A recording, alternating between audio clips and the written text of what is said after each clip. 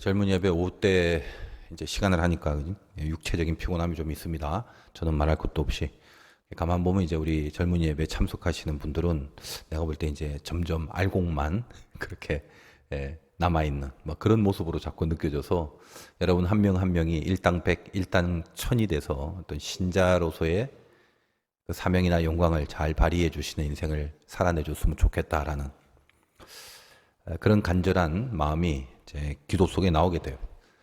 오늘 이제 25장 이후에 성막에 대한 내용인데 말을 좀 힘들지만 빨리 한번 해보겠습니다. 자, 쭉 성막에 대한 설명을 하다가 28장, 29장에서 다뤘죠. 제사장과 제사에 대한 내용들을 끼워서 설명한 다음에 오늘 30장부터 이제 31장 이렇게 다시 앞에서 했던 성막에 대한 내용을 계속하고 있는 구조다. 이렇게 저번 시간에 말씀드렸습니다. 그래서 이제 성막 중에 오늘은 분향단에 대한 설명입니다. 분향단이 뭐냐, 뭐 이런 그림 준비했으면 한번 보여주시면 되는데 그 성막에 중요한 기구들이 몇 개 있죠. 번제단, 그 다음에 물두멍, 그리고 성소로 들어가면 그 안에 성막의 기구가 3개가 있습니다. 진설병이란 떡상, 그 다음에 왼쪽에 등잔대라는 불, 그 다음에 이제 가운데 앞에 바로 저 그림에 보이는 분향단, 오늘 주제죠. 1절에서 5절이 이제 그 모양에 대한 설명인데 이거는 이제 번제단보다 크기가 좀 작은데 번제단하고 비스무리하게 생겼습니다. 그 1절에서 5절 보면은 다 안 읽어보겠지만 1절 보니까 분향할 제단을 만드는데 조각목, 그러니까 나무로 만드는 겁니다. 그러나 나무 자체로 내버려 둔 게 아니라 뒤에 보면 나무에 이제 금을 칠하죠. 길이 한 규빗, 너비 한 규빗, 높이 2규빗, 뭐 대강 이제 50cm, 50cm, 높이 한 1m 정도입니다. 조각목이라는 건 얼마나 많이 나왔습니까? 그냥 흔히 볼 수 있는 아카시아 나무 같은 건데 하여간 그 나무로 끝나지 않습니다. 금을 더딥혔다. 중요하죠. 번제단을 우리가 배웠을 때 기억은 안 나시겠지만 사각형의 모서리에 뿔이 하나씩 있었는데 그것처럼 저 분향단도 가만히 보면 위에 이제 4개의 뿔이 있고 그 다음에 그 밑에 보면 고리를 만들어서 봉을 저렇게 끼워 놓습니다. 그래서 채죠. 채라고 그러는데 왜 저걸 매달아 놨냐면 성막은 항상 이동할 때 갖고 가야 되기 때문에 포터블하게 만들기 위해서 이렇게 들고 가마처럼 들고 가기 위해서 저렇게 만든 겁니다. 그 내용이 이제 오늘 본문 1절부터 이렇게 쭉 그런 식으로 저렇게 만들었다는 내용이 돼 있고 6절을 보면은 그 제단을 증거계 위 속죄소 맞은편 증거계 앞에 있는 휘장 밖에 두라.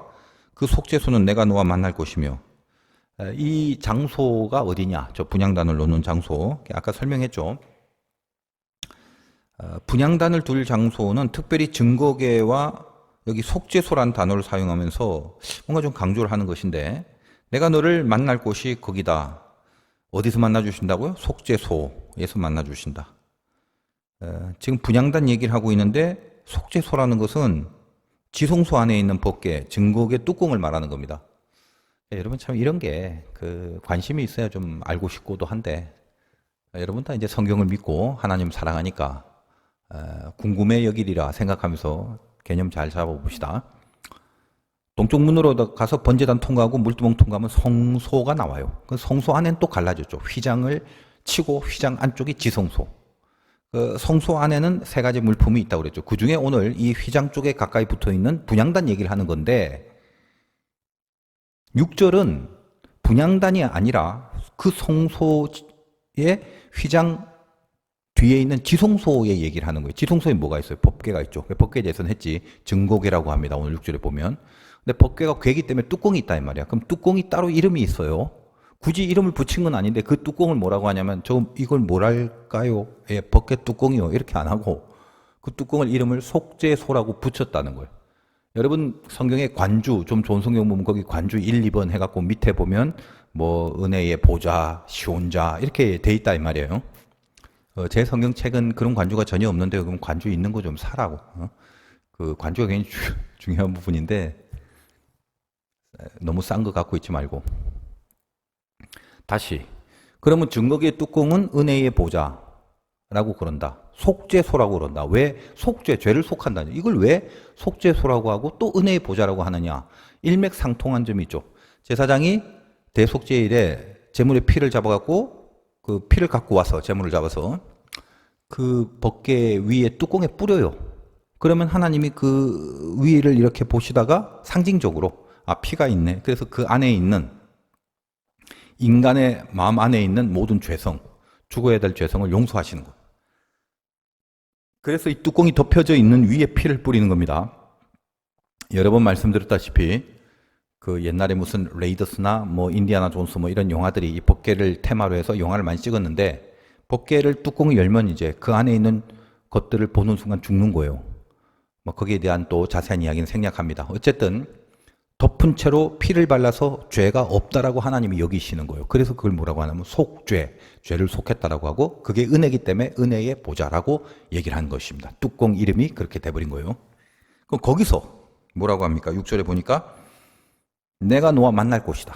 그러니까 지금 지성소 얘기하는 거예요. 휘장 안에 있는 법궤 얘기를 하는 것입니다. 분향단이 주제인데, 그럼 뭘 말하냐 하면 만나는 게 굉장히 중요하지 않습니까? 그러니까 만나기 직전에 너희들이 고쳐야 될 게 분향단이기 때문에 분향단 얘기를 하면서 그 다음에는 만난다. 그만큼 분향단은 나를 만나기 전 마지막 하나의 성소의 기구다. 이걸 더 강조하는 차원이 있다는 겁니다. 여러분 알다시피 그 성소 안에 들어가면 세 가지 기구가 있는데, 떡상 들어가자마자 오른편에 떡상, 왼편에는 등잔. 등잔은 예수 그리스도를 말하는 거고, 그 다음에 가운데 있는 오늘 주제인 분향단은 기도를 말하는 겁니다. 그러니까 성소 안에 세 가지가 있죠. 예수 그리스도, 말씀, 떡은 말씀이니까 말씀, 기도. 그 말씀과 기도를 예수 그리스도라는 그 등잔, 보통 이제 잘못이라기보다도 이제 금촛대로 이제 번역을 하는 경우도 많은데, 하여간 그 그리스도를 조명으로 하는 말씀과 기도를 하는 곳, 그게 성소입니다. 근데 그 성소가 뭐다? 가장 중요한 마지막 지성소로 입장하기 전 단계에 설치한 기구들. 지성소의 휘장 바로 앞에 있는 분향단이 그 성소 안에 마지막 통과해야 될 기구지. 포괄적으로는 이제 성소에서 지성소로 갈 때까지 예수 그리스도를 조명으로 한 기도와 말씀이 필요하다라는 메시지가 되겠지만, 그리고 항상 등잔대가 있다. 우리가 어떤 종교든지 간에 기도도 있고 그들의 경전도 있고 그렇지만, 세상의 모든 종교나 우상들도 그들의 경전들이 다 있잖아. 그리고 그들 나름대로 기도 많이 하거든. 외려 보면 뭐 다른 타 종교들 중에 기독교보다 훨씬 기도를 많이 하는 종교들이 많아요.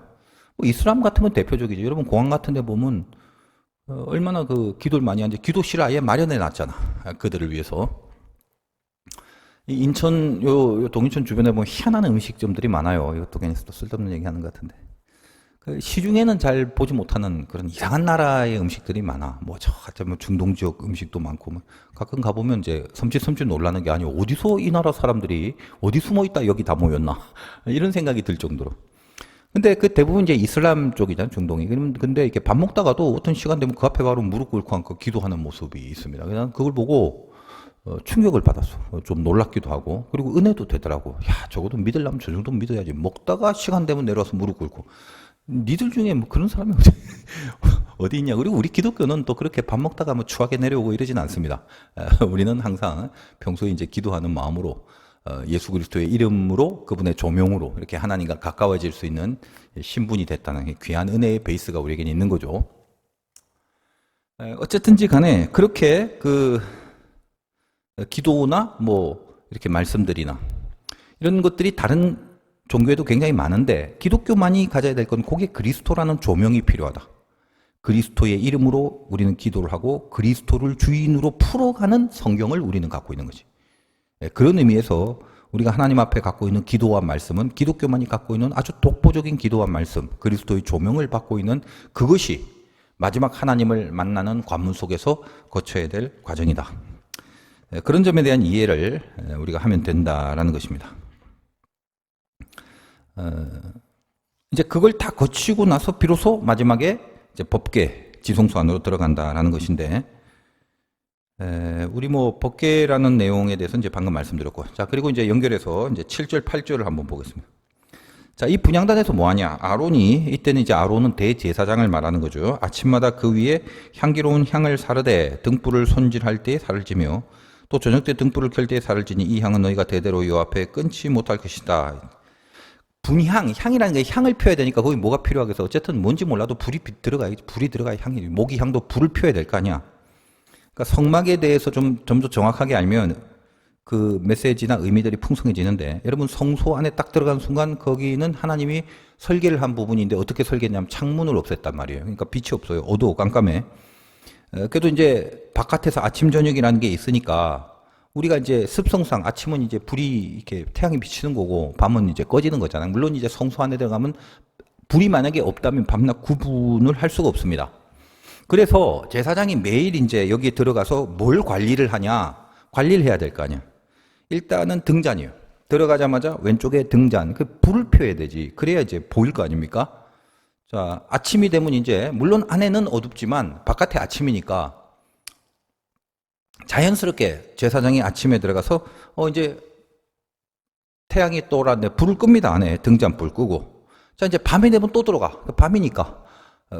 그 안은 늘 캄캄하지만 어쨌든 바깥엔 밤이니까 밤은 불을 켜야 되잖아, 여러분. 그러니까 안에 불을 켭니다. 그런 식으로 하루에 2번을 정기적으로 들어가죠.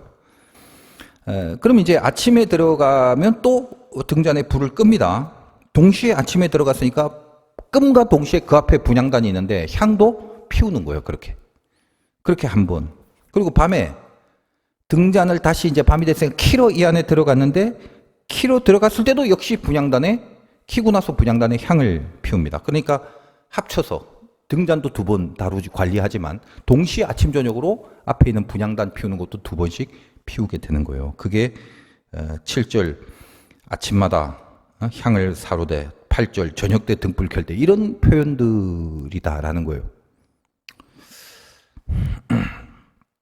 그렇게 이해를 하면 되고 기도가 분향단이라는 것은 기도를 말한다고 말씀드렸죠. 이 기도라는 건 아침 저녁으로 올라가는 걸 상징합니다. 저번 시간에 동감의 번제 잘 하고 있는지 모르겠는데 눈 뜨고 동행해 주시옵소서. 눈 감을 때 감사했습니다. 얼굴들을 보니까 이걸 얼마나 잘 하고 있는지 얼굴 안 볼란다. 근데 동일하게 요 모습이 뭐냐면 분향단도 아침 저녁으로 결국 하는 거니까 하루의 시작과 끝을 기도로 하는 거. 이런 메시지가 있는 것이죠. 그러니까 이 향도 잘 펴야 돼.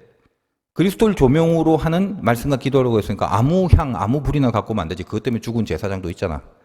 그러니까 예를 들면 구절을 한번 보겠습니다. 너희는 그 위에 다른 향을 사르지 말고 번제나 소제를 대지 말고 전제에 술을 붓지 마. 이 번제, 소제, 전제는 제사인데 향이라는 건 기도를 하는 걸 의미하는 거지. 저 앞에 번제단에서 제사 지냈던 그런 제사가 아니잖아. 그러니까 그거를 착각하지 마라 이거야. 생긴 게 비슷하다고. 그러니까 뭐 제사장이 와서 술 먹고 가고 나답과 아비유 같은 사람 뭐야 이거 하다가 번제단 비슷하게 생겼네 갖고 거기다 뭐 재물 올려놓고 막 포도주 뜨리 붓고 전제, 소제 이런 거 드리고 그러진 않겠지만 그렇게 긴장해라. 정신 차려라. 그런 겁니다. 그리고 이 향은 30장 저 뒤에 34절과 35절 보면 여호와께서 모세에게 이르시되 너는 소합향, 나감향, 풍자향의 향품을 가져다 향품을 유향의 석대 각기 같은 분량으로 그것으로 향을 만들어 향 만들던 법대로 만들고 뭐 이런 식으로. 그러니까 그 법이 있어요. 제사법. 뭐 이것도 이제 하나씩 그 구체적인 의미가 있습니다만 나올 때 하기로 하고 어쨌든 이렇게 정해져 있는 향 그거를 피워라. 어디서 그냥 아무나 대낮게나 하지 말고 신중하라라는 거죠. 모양은 번제단하고 비슷하지만 이거는 번제 제단이 아닙니다. 제사 지내는 게 아니다. 붓지 마라. 그리고 이제 1년에 한 번씩 대속제일 날 그 지성소에 들어가게 되는데 대제사장은 1년에 한 번씩 아까 봤던 그 4가지 뿔 거기에 그 피를 이렇게 뿌림으로 그 분향단 자체를 속죄 그 분향단을 거룩하게 만들고 성결하게 하는 의식을 가지기도 합니다. 이제 그것이 10절 오늘 본문 30장 10절 아론이 1년에 한 번씩 이 향단 뿔을 위하여 속죄하되 이게 무슨 말이에요? 이 향단 뿔을 향해서 속죄하되 네 죄를 용서하자 뭐 이렇게 안수하는 게 아니라 피를 거기다 뿌림으로 거룩하게 만드는 그런 작업을 한다는 것입니다. 자, 그 다음에 이후 이제 11절부터 16절까지 내용은 이제 속전이라는 것에 대한 개념인데 속전이 뭐냐면 간단하게 말하면 생명을 살려주신 것에 대한 감사 헌금입니다. 질병이 없게 한다. 자, 12절 봐요. 네가 이스라엘 자손의 수요를 조사할 때에 조사받은 각 사람은 그들을 계수할 때에 자기 생명의 속전을 여호와께 드릴지니 내가 살았다. 내 생명의 속전을 하나님 앞에 드립니다. 이는 그들의 계수할 때에 그들 중에 질병이 없게 하려 함이라. 왜 돈을 줘? 내가 살았다는 돈을 왜 주냐면 질병이 없게 하려고 그럽니다. 요걸 이제 우리가 의미를 잘 알아야 돼. 아, 돈을 내니까 뭔가 주술적으로 병 안 걸리고 뭐 무당한테 가서 부적받아 오듯이 그런 게 아니라 이게 영적인 의미가 뭐예요? 질병이 안 걸린다. 그러니까 속전은 내가 살았다, 구원받은 것에 대한 감사인데 이게 뭐냐면 생명 구원이지. 그러니까 이 병이라는 것은 상징적으로 여러분이 이제 알다시피 죽음이라는 것을 가장 처절하게 경험한 이스라엘 백성의 경험이 뭐예요? 애굽일 생활할 때 애굽의 장자를 죽이는 것.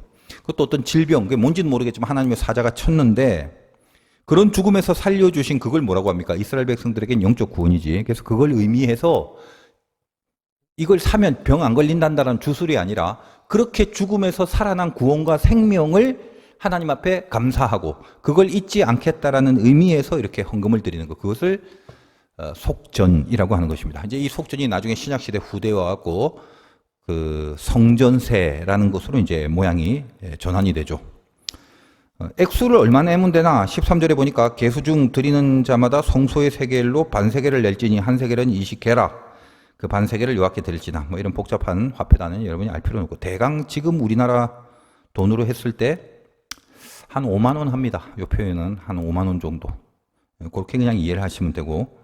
근데 이제 더 중요한 건 뭐냐면 15절과 16절 너희의 생명을 대속하기 위하여 여호와께 드릴 때 부자라고 반세겔에서 더 내지 말고 가난한 자라고 덜 내지 말고 너는 이스라엘 자손에게 속전을 취하여 회막 봉사했으라 이것이 여호와 앞에 이스라엘 자손 기념이 되어 너희의 생명을 대속하라. 그러니까 부자나 가난하나 동일하게 같은 세겔을 내라 이거죠. 이게 주는 의미가 이제 어떤 것입니까? 구원에 있어서 지금 생명을 논하는 문제에 뭐 더 중하고 덜 중한 게 어디 있습니까? 뭐 부자는 더 내야 되고 이런 거 없죠. 모든 구원받은 생명이라는 것은 동일한 가치가 있는 그걸 말하는 거고 그리고 이렇게 속전을 거두면 이 돈 갖고 뭐 한다? 그 뒤에 있다시피 회막 봉사 그 성막을 관리하고 유지하는 그 일에 이제 사용을 하게 됩니다. 자, 이렇게 대강 내용인데 우리 성막에 대해서는 예전에 이제 제가 뭐 특별 새벽기도 뭐 성막 거기에 대해서 설교한 내용이 있는데 동일한 본문이에요. 그래서 그 내용을 조금 제가 이렇게 반복적으로 다시 한번 여러분에게 점검을 시켜드립니다. 이 부분은 그때 그 설교에 다 있으니까 자 여러분 집에서 알아서 찾아 들으십시오 해도 들을 사람 한 명도 없다는 걸 알기 때문에 그 내용이 굉장히 중요한 내용인지라 분향단에 대해서는 적어도 다시 한번 약간 복습을 하는 차원에서 그 부분의 이야기를 같이 좀 하도록 하겠습니다. 알다시피 지금 오늘 다루는 이 분향단이 영적으로 기도다라는 것은 그것은 이미 신약 성경 여러 군데 혹은 성경 곳곳에서 이미 그렇게 스스로 밝히고 있습니다.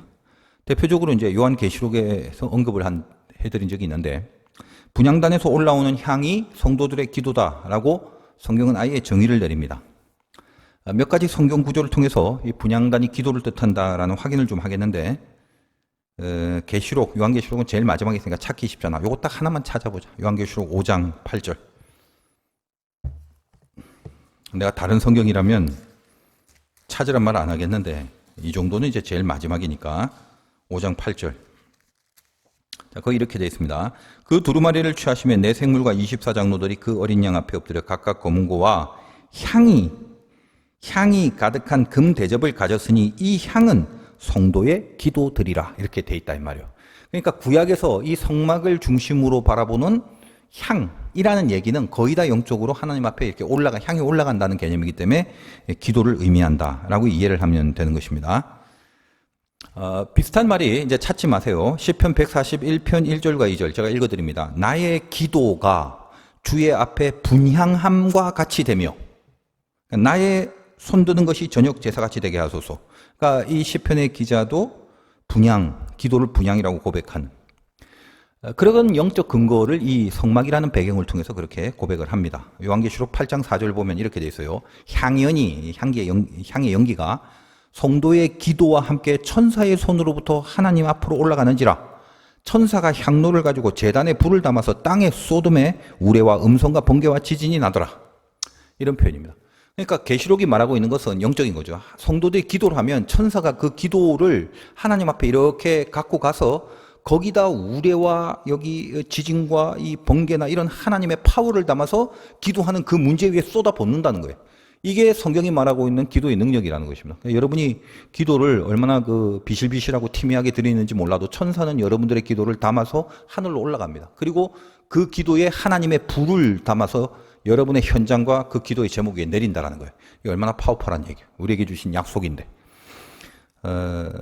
이게 바로 영적인 기도를 상징하는 거다. 성경에 곳곳에 이런 표현이 나오니까 참고를 하시기 바라고. 성막에는 메시지가 너무 많은데 여러분 지금까지 이 성막에 대한 내용들 조금이라도 기억한다면 적어도 성막의 중요한 한 6가지 기구는 알 거다 이 말이에요. 번제단, 물두멍, 떡상, 등잔, 오늘 하는 분향잔, 분향제단, 법궤. 이 정도는 여러분이 알고 있어요.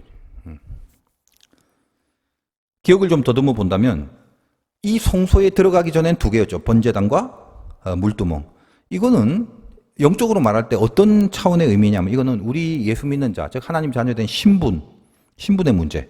그리고 성소 안에 들어가는 떡상, 등잔, 분향단. 요거는 실력의 문제. 그러니까 신분과 실력의 문제를 그런 식으로 나눌 수가 있습니다. 신자라는 게 뭐냐? 신분에다 플러스 안에 들어가서 실력이 더해져야 되는 것인데 그걸 어떻게 상징화시켰나? 여러분 기억을 한번 더듬어 본다면 번제단이나 물두멍을 만들 때는 그 재료가 뭐냐? 놋입니다. 놋. 그러니까 놋 자체도 되지만 번제단은 역시 조각목, 나무에 뭘 입혔냐면 금을 입힌 게 아니라 놋을 입혔다. 다 다뤘어요. 그리고 성경에서 놋은 십자가를 말한다. 그러므로 번제단이나 물두멍을 놋으로 만든 이유는 예수 그리스도의 십자가의 죽음, 즉 십자가의 죽음 때문에 우리가 하나님의 자녀로서 우리의 신분이 바뀌어진 거지. 그걸 얘기하는 것이고 그래서 놋을 입힌 것, 십자가로 입힌 것. 못난 죄인이지만 십자가로 우리의 죄를 덮어주셔서 하나님의 자녀, 의인으로 칭해줬다. 근데 이제 그 의인된 신분으로 성소로 들어가 버린 겁니다. 이 말은 이스라엘 역사로 따지면 이제 가나안으로 들어간 거지. 비로소 신자로서 살아내는, 신분이 신자인데 이 신자로서 살 수 있는 실력을 터득해야 되는 자리로 가 있다는 겁니다. 그러므로 성소 안에 들어오면 3가지 성구들이 전부 다 뭘로 되어 있다. 이거는 놋이 아니라 금으로 발라져 있지. 등잔은 자체가 그리스도를 상징하는 거기 때문에 이건 자체가 아예 금 덩어리고 그 다음에 오늘 하는 분향제단이나 떡상이나 이런 것들이 다 어떤 겁니까? 조각목 위에 성소 안에는 놋이 아니라 금을 덮었다. 이건. 그게 말하는 의미가 어떤 겁니까? 이미 예수님의 십자가를 통과하고 온 그 신분을 갖고 있는 자들이 성소 안에서는 십자가의 죽음 이후에 영광된 부활의 그 영광으로 덧입혀지는 단계다. 실력을 키우는 단계다. 이거를.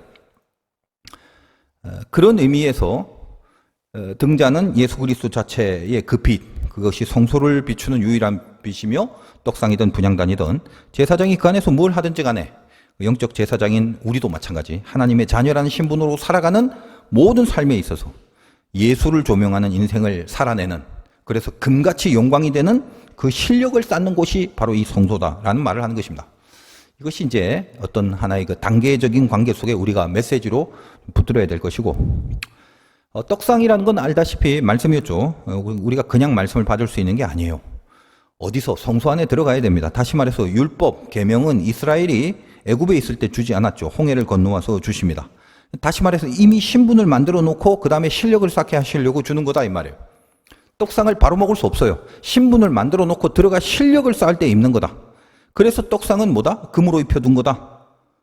이거는 왜? 이 안은 성소 안은 신분의 차원이 아니라 실력의 차원이기 때문에 죽으심이 아니라 부활의 주님, 그 부활의 주님과 함께 함으로 말씀을 먹는 그 능력과 실력이 쌓여지는 곳, 말씀을 먹는 단계. 그게 얼마나 귀한 신분이 이미 확보된 다음에 가능한 것인가 그겁니다. 사실 이게 그 오늘 낮 예배도 이런 맥락에서 말씀을 드렸는데 여러분은 이제 잘 모르겠지만 전 개인적으로 이제 참 신비한 게 그 이상하게 그 주일 메시지가 그 낮 예배 때는 신명기를 다루고 있는데도 이상하게 그 자꾸 젊은이 예배에도 예를 들면 설교를 하게 되면 뭔가 이렇게 맥락이 공통적인 맥락이 많다는 걸 느껴봐요. 그래서 저는 개인적으로 알잖아. 그래서 야, 하나님 주시는 메시지가 참 신비하구나. 어떻게 이렇게 매치가 되는 게 많을까? 이런 생각을 개인적으로 하게 됩니다. 자, 하여튼 오늘 이제 이 기도를 상징하는 분향단도 마찬가지. 조각목 위에 금으로 입힙니다. 왜? 이거는 실력의 파트이기 때문에. 말씀이나 기도나 전부 다 십자가를 지신 후 이 부활의 영광의 주님과 관계하는 거. 그 속에서 실력으로 우리에게 쌓도록 주어지는 거다 이 말이에요. 그것이 말씀과 기도다. 결국 무슨 말이냐? 예수 믿고 구원받는 자의 인생이라는 것은 그 그리스도 예수와 함께 말씀을 먹고 기도를 드리는 그 인생으로 살아내라는 거죠. 그것이 우리가 쌓아야 될 실력입니다. 이 말은 흔히들 많이 하는 거다라고 식상하게 들으면 안 되고 예수를 믿는 자라는 것은 여러분 다 믿잖아. 그럼 여러분 인생이란 게 뭐다? 성경이 정의하기를 말씀을 먹고 기도를 드리는 예수를 조명하여 주님과 함께 말씀과 기도의 삶을 살아가는 게 그게 신자의 인생이다 라는 겁니다. 뭐 별로 이게 뭐 그러지 않아? 그런갑다? 뭐 이렇게 그냥 쉽게 들으면 안 돼. 이거 정신혁명이 일어나야 되는 부분이. 왜냐? 수많은 교인들이 예배를 드리거나 뭐 기도를 하거나 말씀을 하는 게 자기의 진짜 백이 인생을 살아가는 데 있어서 필요한 부수적인 도구로 여깁니다. 그러니까 뭐 유치한 예를 든다면 여러분도 마찬가지지. 직장에 일이 많고 몸이 피곤하고 이러면 뭐 바쁘니까 예배는 좀 쉬고, 아이고 이거 이번 프로젝트 다 끝나면 갈게요. 뭔가 해야 할 일이 있어서 내가 지금 여력이 없는데 이 일이 다 끝나고 뭔가 좀 이렇게 한가하고 편안해지고 이렇게 되면 다시 기도하고 말씀도 묻겠습니다. 이렇게 완전히 주객이 전도된 말입니다. 이런 것들이. 정신혁명이라는 건 뭐냐? 똑바로 세워야지. 똑바로. 혁명이라는 건 목숨을 걸 각오를 해야 돼. 내가 그 좋아하는 피아노 곡 중에 그 쇼팽의 레볼루션, 혁명이라는 유명한 곡. 따단 따단 이러는데 벌써 목숨을 걸게 만드는 거야. 그러니까 여러분이 혁명이 없으면 변화가 안 돼. 그 인생의 혁명을 가질 사람이 몇 명 안 된다고 사실은. 근데 다 뭐다? 그 위너들은 자기 혁명 속에서 바뀌어져 있는 삶을 사는 거예요. 우리에게도 영적 혁명이 필요하고. 모든 혁명의 공통점이 뭐다? 발끈하는 게 아니라 목숨을 거는 거다 이 말이에요. 공부 못한 애들이 갑자기 공부를 잘하게 되는 건 혁명이라고 그래. 1%도 안 되는 사람이야. 그 혁명이 있기까지 그 학생은 코에서 피가 나도 무서워할 줄 몰라야 되는 거예요. 목숨을 걸었기 때문이지. 그래서 죽으면 죽는 거지 뭐. 그러니까 여러분이 생활을 하고 직장 구하고 직업 학교 여러 가지 복잡한 궁리들 많이 하는데 예수 그리스도의 조명을 받아서 말씀과 기도의 삶을 살아가는 인생을 그 직장 때문에 부수적인 툴로 여기지 말고 그게 진짜 인생이고 그 진짜 인생을 단지 여러분이 다니는 학교나 직장이나 가정이나 사회나 그런 데서 발휘하라고 하는 거예요. 수단과 목적이 완전히 바뀌어진 컨셉을 갖고 인생을 살아가는 거예요. 그게 신자의 정신혁명입니다. 그게 되지 않는 이상 여러분들은 예수 믿는 사람으로 온전히 살 수가 없고 하나님이 여러분의 인생에 구체적으로 역사하는 일은 별로 안 생길 거예요. 말씀과 기도의 삶을 살아가는 필드로 주어진 것이 여러분의 직장이고 말씀과 기도의 삶을 살라고 여러분에게 주어진 기회가 여러분의 가정이며 사회며 학교며 회사며 그런 데다 이 말이야. 이걸 혁명이라고 그래. 그렇게 생각하면서 삽니까? 그렇게 안 산단 말이야 다들.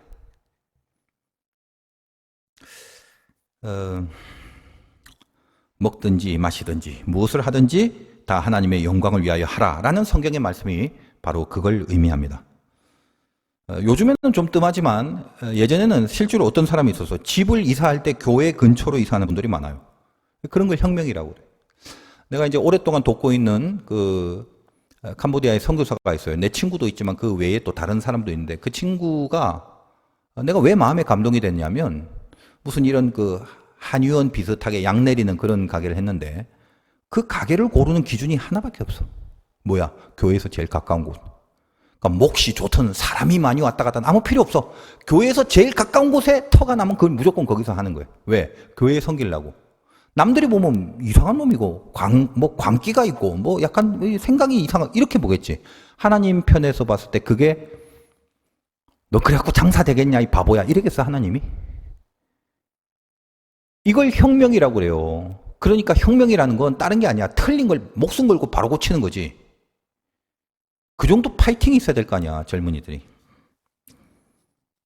그러니까 여러분에게 무슨 그래서 집을 다 옮겨라 교회 근처로 그게 아니라 정신이 중요하단 말이에요. 오라고 해도 여러분은 안 오겠지만 또 교회 근처로 오지 말아요. 여기 동네 건강이 별로 안 좋아. 다만 알아야 될 게 뭐다? 수단과 목적이 바뀌는 게 이게 변화다. 수단과 목적이 바뀌어 버리니까 어때요? 진짜 수단을 목적으로 삼고 진짜 목적을 수단으로 삼니까 안 되는 거야. 신자로서의 위력들이 삶에서 안 나오는 거지. 목적이 뭐예요? 말씀과 기도. 그게 목적이라니까. 여러분의 일과 생활 그건 뭐다? 그건 수단이라니까. 그걸 깨닫고 그 기준으로 살 수 있는 자가 될 때 혁명이 일어나는 거예요. 그게. 분향단의 모양이 번제단의 모양과 비슷하다고 그랬죠. 아까 그림 보시면 알겠지만 나중에 이제 옮겨갈 수 있는 긴 봉이 이제 걸쳐져 있기도 했고 사각형의 넷불이 있습니다. 이렇게 비슷한 이유가 뭐예요? 번제단은 주님의 십자가 말하고 분향단은 요 안이니까 실력의 면이니까 주님의 부활을 보이기 위한 거지. 그래서 오늘 본문 이제 10절에 아까 보니까 1년에 한 번씩 그 제물의 피를 갖고 성소 안에 들어가서 뿔에 피를 바른다고 그랬죠. 그게 뭐다? 주님의 피를 바르는 거. 주님의 이름으로 하는 거. 그게 기도의 중요한 내용이 된다. 우리가 기도할 때 예수의 이름으로 하잖아요. 분향단 뒤에 휘장을 열고 들어가서 하나님의 임재를 만나게 됩니다. 예수의 이름으로 기도를 하면 그게 굉장히 중요한 거죠. 여러분이 여기서 예수님의 이름으로 기도를 합니다라고 할 때 그 다음에 휘장이 거치고 하나님이 여러분을 만나게 되는 그 자리로 가는 거예요. 하나님 만나는 그 마지막 끝자리에 예수의 이름으로 기도합니다가 있는 거지. 기도는 하나님 만나는 건데 여러분은 실력이 없고 여러분의 죄가 많다 할지라도 여러분을 조건으로 기도의 효력은 나타나지 않습니다. 항상 우리는 뭐예요? 예수의 이름으로 그래야만 기도의 효력이 있어요. 왜? 내 자격이 아니라 주님의 은혜를 통해서 내 기도가 하나님께 나아갈 수 있음을 보이는 겁니다. 기도나 말씀이나 다 이게 성소 안에 있잖아. 이 성소라는 건 예수의 조명으로 움직일 수 있는 곳이라고 그랬죠. 신앙의 실력이 발휘되는 곳. 이게 우리 삶의 자리라는 것입니다. 자, 근데 여러분이 이제 이런 얘기를 하면, 그래, 기도가 참 귀한 거네 하면서도 늘 이제 속에 자격지심이 있죠. 여러분이 기도가 잘 안 땡기고 기도를 못 믿는 이유 중에 하나가 뭐냐면 여러분 스스로의 죄 때문에, 그 못남 때문에, 내 믿음의 덜 떨어짐을 내 스스로 알기 때문에 느껴지는 자격지심 때문에 그래요. 내가 기도할 자격이 있나? 기도라는 것은 참 저 훌륭한 목사님처럼 저 정도 신앙은 돼야 기도를 해야 뭔가 위력이 있는 거 아닌가? 이런 식으로 착각을 합니다. 응답의 의심이 왜 생기냐? 하나님 생각하니까 이상하게 나 같은 사람의 기도를 받으실까라는 의심이 드는 거죠. 믿음이 없다기보다도 왠지 염치가 없게 느껴지는 것입니다. 내가 기도를 한다는 거 거기에 대해서. 분향단이라는 건 우리 기도가 이 기도의 실력이 갖추어진다라는 메시지를 주는 건데 뭐죠? 분향단이. 그러니까 뿔에다가 피를 바르고 그래서 그 분향단의 향을 위로 올리게 하는 하나님이 그 향을 맡으시는 즉 기도를 받으시는 뭐요? 네가 하는 거 아니다. 제물에 피를 바른다. 기도를 네가 한다면 어떻게 그 기도를 하나님이 들어주겠어요? 너 같은 죄인의 기도를 더러워서. 근데 기도는 뭐예요? 예수의 이름으로 하는 거지. 그러니까 네가 기도하면 하나님은 너를 보는 게 아니라 너를 위해 죽으신 주님의 피를 본다 이거예요. 그게 우리 기도의 위력이에요. 그래서 모든 기도는 우리가 하는 모든 기도 즉 번제단을 통과하고 예수 그리스도의 십자가를 통과하는 우리들은 아직 실력은 덜 떨어질지 몰라도 우리가 하는 모든 기도는 하나님을 부를 수 있는 능력이 된다는 거예요. 그걸 분향제단에서 가르쳐주고 있습니다.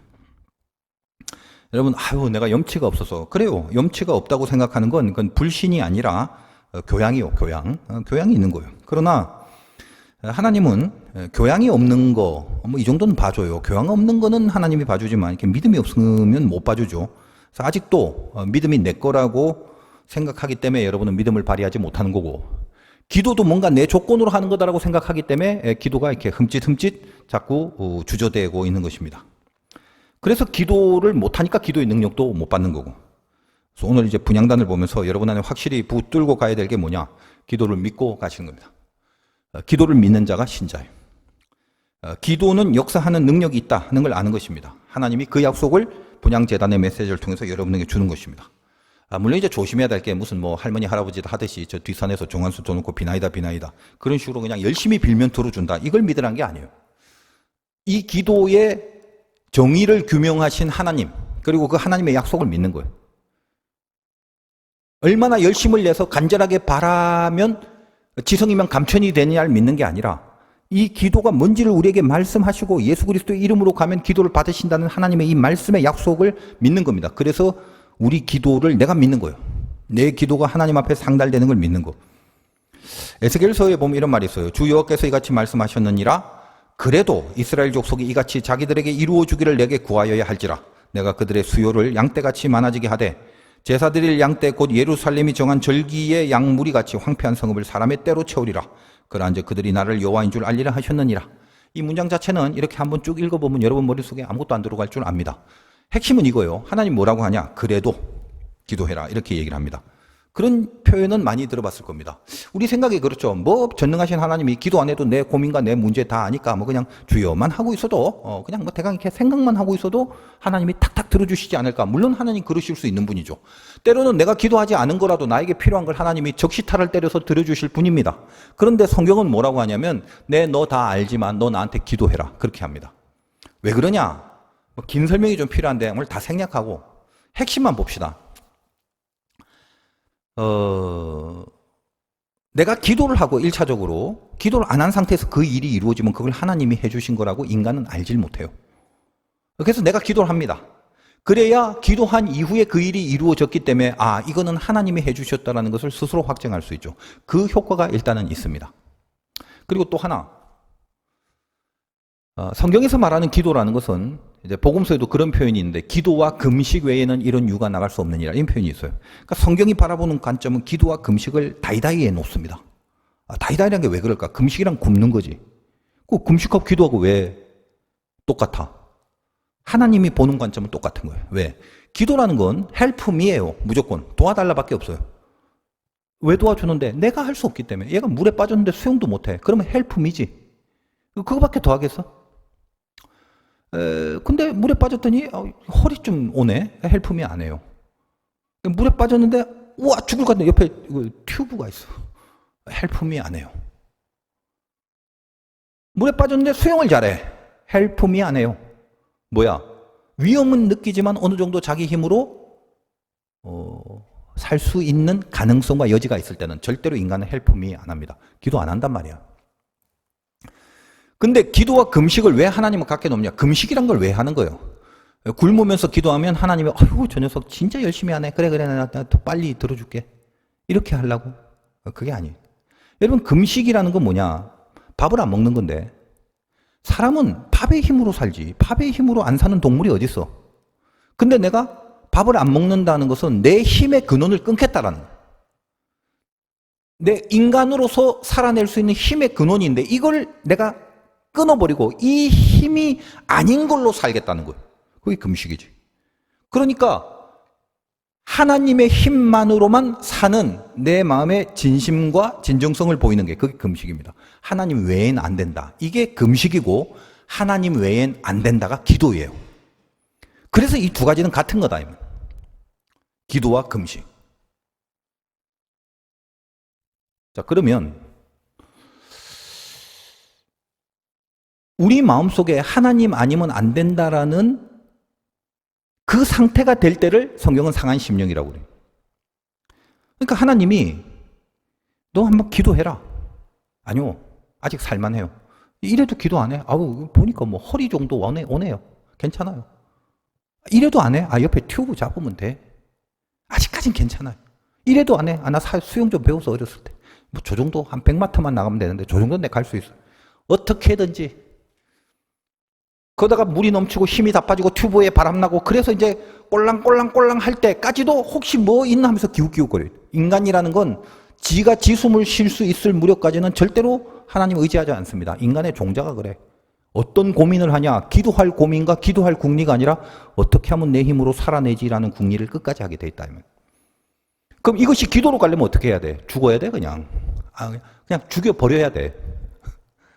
그러니까 죽었다라고 판단이 되는 순간 인간은 기도한다 이 말이에요. 얼마나 비참하냐 그렇게 되면.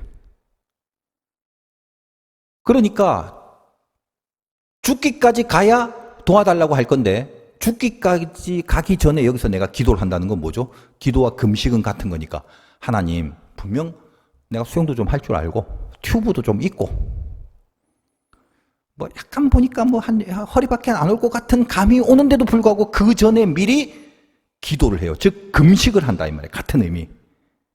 내 힘으로는 안 된다를 고백해 버림으로 하나님은 현실 자체는 죽을 현실은 아니지만 기도를 통해서 우리가 죽기 직전이다라고 영적인 판단을 하나님이 해 주시겠다는 거야.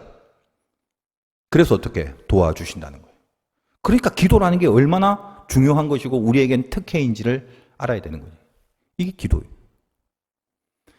그럼 우리가 그런 식으로 기도를 미리 해서 하나님의 도우심을 받는다는 게 결론적으로 뭘 주냐? 그래서 아싸 하나님이 여기까지 가기 전에 내 기도를 들어주셔서 응답이 빨랐다. 10만 원 달라고 했는데 100만 원까지 주셨다. 요런 걸 기도의 응답으로 좋아라 하라는 말이 아니라 여기서 굉장히 중요한 것이죠. 이런 기도를 해가면서 하나님의 손대주심을 자꾸 느끼게 되면 그 다음에 뭐가 되냐면 내 안에서 기도의 응답으로 뭘 얻었느냐가 아니라 기도의 결론으로 내가 하나님의 사람으로 자꾸만 그 실력이 변화돼서 성숙해지더라라는 거예요. 이게 기도의 효력입니다. 그래서 여러분이 기도를 많이 한 사람과 기도를 하고 있는 사람과 안 하는 사람의 차이가 뭐냐? 기도했더니 하나님 이것도 해주고 이것도 해결해주고 이런 간증이 많은 게 중요한 게 아니에요. 기도를 하고 있는 사람들은 결국 뭘 붙잡게 되냐면 하나님 앞에 성숙한 신자로서의 변화들이 일어나요. 큰다 이 말이에요. 큰다는 게 뭔데? 내 뜻을 제낄 줄 알고 하나님의 뜻을 받을 수 있는. 예수님이 겟세마네 기도처럼 내 바라는 건 이 잔을 지나가는 건데 하나님 뜻대로 하옵소서라고 내 인격과 결단과 이 가치와 생각과 판단과 결정이 그 하나님 쪽으로 가게 되는 성장, 이게 기도 속에 이루어지는 것입니다. 그래서 기도가 중요하다는 거예요. 고로 기도를 안 하는 사람은 안 돼요. 될 수가 없어. 이 성소 안에 예수를 조명한 기도와 말씀을 삶 속에서 구현하지 않는 사람은 안 돼. 될 수가 없어. 그러니까 여러분들이 뭐 자꾸 쓸데없는 고민하지 말고 지금 이 성소 안에서 이 실력을 키우고 있는가를 빨리 점검하라고. 뭐 그렇게 복잡한 거 아니야. 기도하고 있어? 말씀에 붙들려 있냐고. 그런 삶을 하나님과 계속 예수 그리스도의 조명 속에 기도와 말씀이 나의 주된 목적으로 인생이 돌아가고 있냐 이 말이야. 아니면 근근히 간신히 하라니까 도움이 된다니까 내 주된 메인 잡이 따로 있고 이게 내 진짜의 인생인데 기도나 말씀은 여기에 양념을 덧붙여주는 그래서 뭐 있으면 말고 없으면 말고 정도로 조금 더 도와주면 뭐 괜찮은 거지 이 정도로만 여기고 있냐. 여기서 진짜와 가짜, 신자와 비신자, 알곡과 가라지의 명확한 차이들이 여기서부터 나게 되는 것입니다. 난 아직까지 뭐 그렇게 기도와 말씀에 대해서 목사님처럼 이렇게 생각을 안 하고 있는데 그럼 난 가짜입니까? 아니요. 뭐 가짜일 수도 있겠지. 그러나 여러분은 점점 그렇게 바뀌어져 가는 것을 맞다라고 여기고 그래야 되겠다라는 생각이 여러분 마음에 있다면 여러분은 가짜가 아닙니다. 하나님은 그렇게 이끌어 가실 것이고 이 말씀을 통해서 그 길과 그 계시를 여러분은 받은 거죠. 그러니까 그 길을 갈 수 있게 되는 거죠. 그래서 여러분 계시록 같은 데를 보면 아까 말씀드렸다시피 마치 하나님이 이제 불을 갖고 위에서 대기를 하고 막 벼르고 있는 모습이 느껴져. 올라오기만 해. 기도의 분향이 올라오기만 해. 내가 그 향연에 불을 담아서 네 현장에 쏟아부어 줄 거야. 빨리 올라오기만 해. 안 올라와 근데. 하나님이 벼르고 있는데 없어. 불이 다 식어버렸어요. 준비하고 있는데. 응? 라면이 말이야 팔팔 달 끓여갖고 막 입천장이 달 때 후후 불어먹어서 먹는 라면이 그게 진짜지. 다 불어 터진 거 누가 먹냐. 그러니까 하나님도 똑같이 아들에게 자식에게 좋은 걸 주고 싶어서 지금 벼르고 있다면 하나님이. 그럼 뭐예요? 올라오기만 해 하고 있는데 우리가 기도를 통해서 이 하나님의 불을 계속 받아 누리는 능력을 자꾸 한 번, 두 번 체험하게 되면 그 다음엔 뭡니까? 여러분의 신앙이 변화되고 여러분의 신앙이 변화되면 여러분의 인격이 변화되고 여러분의 인격은 운명을 변화시키는 거죠. 그 일이 이루어지느냐 아니냐라는 문제를 떠나버리는 거예요. 내가 하나님의 말씀 앞에 순종하고 하나님의 뜻을 따르기 위해서 얼마든지 나를 죽일 수 있는 그 능력이 생겨진다는 것입니다. 그래서 오늘 낮에 신명기 설교도 사실 그거였지. 나의 진정한 내 변화, 이게 사실은 가장 중요한 거다. 그래서 하나님이 하시는 말씀이에요. 내가 다 안다. 알아. 네 문제, 어려움, 고통, 기도 제목 왜 모르겠냐? 그런데 기도해라. 지금 내가 불을 담으려고 준비하고 있다. 기도하기만 해라. 내가 쏟아 부어 줄 거다. 네가 기도를 하면 죽기 직전이라고 내가 판단을 해줄게. 그래서 반드시 너를 도와줄게. 그리고 이 도움을 네가 계속 받아 누리면서 너는 내 뜻과 내 말씀과 내 결정과 내 가치에 동의할 줄 아는 성숙한 신앙 인격으로 세워질 것이다. 이것이 하나님이 우리를 향한 말씀입니다. 예전에 이제 뭐 한 청년이 간증을 했는데 예전에 내가 특사할 때도 이거 한번 얘기를 하는데 이 친구가 참 똑똑하고 똑똑하다 보니까 늘 이렇게 교만한 모습이 많이 있어요. 그렇죠? 그래서 제가 이 친구를 보면 늘 하는 말이 너 언제쯤 깨질래? 언제쯤 너는 깨질래? 늘 그랬던 친구인데 이 친구가 어떤 저 타지 변두리에 갔다가 불량배를 만났는데 여러 명이 자기를 막 이유 없이 때리고 막 린치를 가더라는 거예요. 숫자도 많아서 반항도 못하고 있다가 맞으면서 어떻게 간신히 피해서 결국 이제 산으로 맞으면서 끌려갔다가 이제 이러다간 죽을지도 모른다. 근데 이제 잘 어떻게 갖고 틈이 나서 막 있는 대로 도망을 쳤어요. 폐허가 있는 건물로 들어갔는데 막 이래저래 숨골 찾다가 어떻게 막 위로 올라가니까 옥상에 나오는데 옥상에 물탱크만 덩그러니 있더래. 어떻게? 그래서 어쨌든 그 위에 숨었는데 그게 뭐 숨은 건가? 옥상에 허허벌판에 물탱크 하나 있는데 불량배들이 따라 올라오고 다 죽었다 싶었대요. 이제는 뭐 어디 갈 데도 없잖아. 도망칠 때도. 물탱크밖에 없으니까 그냥 이제 그 뒤로 오기만 하면은 발견할 수밖에 없는 그런 옥상이었습니다. 그래서 기도를 했대요. 이 교만한 애가 살려달라고. 얼마나 간절했겠어요. 도와달라고. 살려주시기만 하면 앞으로 정말 믿음 생활 잘하고 진짜 올바르게 살고 겸손하게 살고 뭐 기타 등등. 뻔하죠. 그런 기도를 했겠지. 근데 기도를 하고 있는데 어디서 모기들이 막 몰려와서 온몸에 붙더랍니다. 숨어 있으니까 뭐 어떻게 할 수도 없고 그냥 기도를 하고 있었는데 그렇게 올라온 불량배들이 이제 불과 조금만 있으면 물탱크 뒤로 오기만 하면 되는데 자기들끼리 막 뭐라 하면서 모기들이 막 때로 붙기 시작하니까 이게 뭐냐고 막 그러면서 후다닥 모기들을 피해서 허둥지둥 내려가 버렸답니다. 그리고 나서 신기하게도 자기 몸에 있는 모기들이 다 날아가 버렸대요. 여러분이 어떤 거 동화 같은 사건으로 듣지 말고 저는 이 사실에 하나님의 개입을 분명히 믿는 사람입니다. 그날 그 친구가 얼마나 변했는지 기도가 그 위기를 넘기게 해주는 것도 귀하지만 더 중요한 건 이 친구가 정말 그 이후로 가난한 마음이 돼서 자기의 교만한 것들을 버리고 하나님 말씀 앞에서 순종하는 신앙의 삶을 살게 됐다라는 그런 이야기를 제가 들은 적이 있습니다. 오늘도 이제 분향재단 앞에 온 거죠. 마음껏 한번 기도를 하세요. 나는 아무것도 할 수 없다는 상한 심령이 되고 비록 아직까지 그렇게 안 됐다 할지라도 여러분이 하나님 앞에 주의 이름으로 기도를 하는 순간 하나님은 여러분의 상태를 그렇게까지 봐주십니다. 내가 너를 도울 수밖에 없구나 너는 이거. 그래서 가난한 마음이 되고 마음껏 여러분 도와달라고 기도를 하십시오. 하나님이 불을 내리실 겁니다. 여러분 분향단 앞에 서세요. 주님의 이름으로 기도하잖아요. 그럼 그 피가 여러분의 기도를 통해 하늘로 연결이 되는 그래서 그 기도에 역사한 능력이 있을 것입니다.